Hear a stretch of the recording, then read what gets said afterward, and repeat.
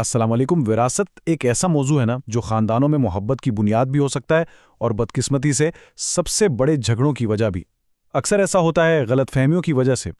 तो आज हम उन्हीं आम गलतफहमियों को समझने की कोशिश करेंगे और देखेंगे कि असल में शरीयत हमें क्या सिखाती है। तो सबसे बड़ा सवाल यही उठता है कि भाई जो रिवाज हमारे मुआशरे में चल रहे हैं और जो शरई उसूल हैं उनमें इतना फ़र्क क्यों नज़र आता है। आइए इसी फ़र्क को ज़रा गहराई में जाकर समझते हैं ताकि हम सब अपने ख़ानदानों को आने वाले वक्त में इन्हीं मसलों से बचा सकें। सबसे पहली और सबसे आम गलतफहमी ज़ुबानी तोहफ़ा। हमने अक्सर सुना होगा, वालिद साहब बड़े प्यार से बेटे से कह देते हैं, अरे बेटा फिक्र ना करो, ये घर तुम्हारा ही तो है। लेकिन सवाल ये है कि क्या सिर्फ कह देने से, सिर्फ ज़ुबान से ऐलान करने से कोई चीज़ किसी की हो जाती है? शरीयत इस बारे में क्या कहती है, आइए देखते हैं। देखें, इस्लामी कानून की ज़बान में इसे हिबा कहते हैं। हिबा का मतलब है तोहफ़ा। मतलब बिल्कुल साफ है, एक शख्स अपनी कोई चीज़ बगैर किसी कीमत के फौरी तौर पर किसी दूसरे को देता है और दूसरा शख्स उसे कबूल भी कर लेता है। यह है हिबा। अच्छा, अब एक तोहफ़ा यानी हिबा मुकम्मल कैसे होता है? उसके लिए दो शर्तें हैं और दोनों का पूरा होना लाजमी है। पहली शर्त, तोहफ़ा देने वाला साफ साफ ऐलान करे कि मैं ये चीज़ तुम्हें दे रहा हूं।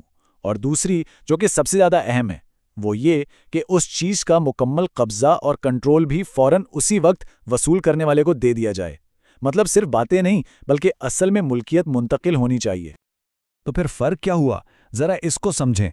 अगर वालिद ने सिर्फ ज़ुबानी तौर पर कह दिया या चलें कागज़ों में नाम भी करवा दिया, लेकिन उस घर में रह खुद रहे हैं, उसका किराया खुद वसूल कर रहे हैं, सारा कंट्रोल उन्हीं के पास है, तो ये तोहफ़ा शरई तौर पर मुकम्मल नहीं हुआ, ये मुअत्तिल है।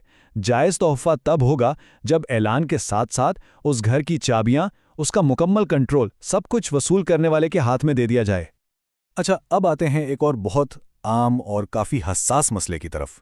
ये वो बात है जो हम अक्सर देखते हैं कि बेटी की शादी के मौके पर या किसी और वक्त उससे कहा जाता है कि भाई तुम वालिद की जायदाद में अपने हिस्से से दस्तबरदार हो जाओ।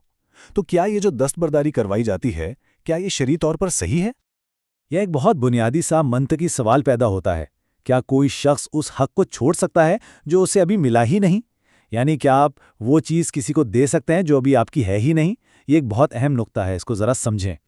इस्लामी कानून का एक बुनियादी सुनहरी उसूल है, वो ये कि विरासत का हक पैदा ही तब होता है जब मालिक का इंतकाल हो जाए। जब तक मालिक जिंदा है, वो जायदाद 100% उसी की मलकियत है।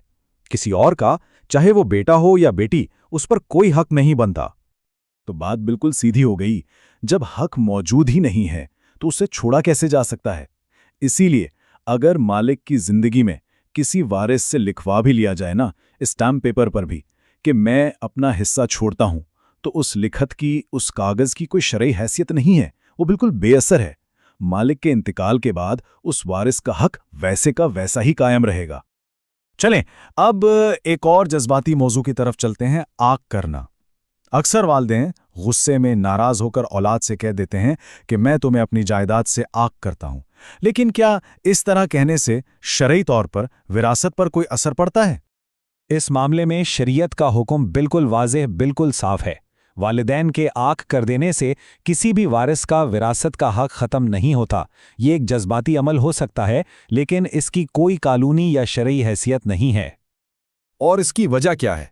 वजह बहुत गहरी है। देखें, विरासत का हक वालिदैन नहीं देते। ये हक अल्लाह ताला ने कुरान में खुद मुकर्रर किया है।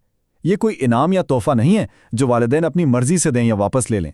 लिहाजा वालिदैन की नाराज़गी अपनी जगह, लेकिन अल्लाह का मुकर्रर किया हुआ हक वो अपनी जगह कायम रहता है। अब तक हम गलतफहमियों की बात कर रहे थे, लेकिन अब हम उस अमल की बात करेंगे जो सिर्फ एक गलती नहीं, बल्कि शरीयत में एक बहुत ही संगीन, एक बहुत बड़ा गुनाह समझा जाता है। और वो है जानबूझकर किसी हकदार वारिस को उसके हक से महरूम कर देना। ये बात बहुत अच्छी तरह समझने की ज़रूरत है। किसी भी बहाने से, किसी भी हीले से किसी वारिस को उसके शरई हिस्से से महरूम करने की नीयत से कोई काम करना, जैसे जिंदगी में ही सारी जायदाद किसी एक बेटे के नाम कर दी ताकि बाकी महरूम हो जाएं, ये अल्लाह के कानून के साथ चालाकी करने की कोशिश है और ये हराम है। اس عمل کی سنگینی کا اندازہ آپ نبی کریم صلی اللہ علیہ وآلہ وسلم کی اس حدیث مبارکہ سے لگا سکتے ہیں۔ فرمایا، جو شخص اپنے وارث کی میراث سے بھاگتا ہے یعنی محروم کرتا ہے، اللہ قیامت کے دن اسے جنت کی میراث سے کاٹ دے گا۔ آپ سوچیں، یہ کتنی بڑی، کتنی سخت وعید ہے جس پر ہم سب کو بہت سنجیدگی سے غور کرنا چاہیے۔ تو چلیں، اب تک ہم نے جو کچھ بھی سیکھا اسے مختصراً دہرا لیتے ہیں۔ یہ 4 بنیادی اصول ہیں جنہیں ہمیں ہمیشہ ذہن میں رکھنا چاہیے۔ یہ 4 باتیں ہمیشہ یاد رکھیں۔ پہلی بات، تحفہ صرف زبانی دعوے سے نہیں، مکمل قبضہ دینے سے ہی مکمل ہوتا ہے۔ دوسری بات، مالک کی زندگی میں وراثت سے دستبرداری کا کوئی بھی وعدہ یا کاغذ بیکار ہے۔ تیسری بات، آنکھ کر دینے سے وراثت کا شرعی حق ختم نہیں ہوتا۔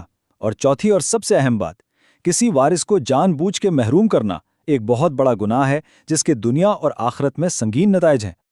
تو آخر میں ہم سب کو اپنے آپ سے یہ سوال پوچھنے کی ضرورت ہے کہ جب ہم اپنے مال اور جائیداد کے بارے میں فیصلے کرتے ہیں تو ہماری بنیاد کیا ہوتی ہے؟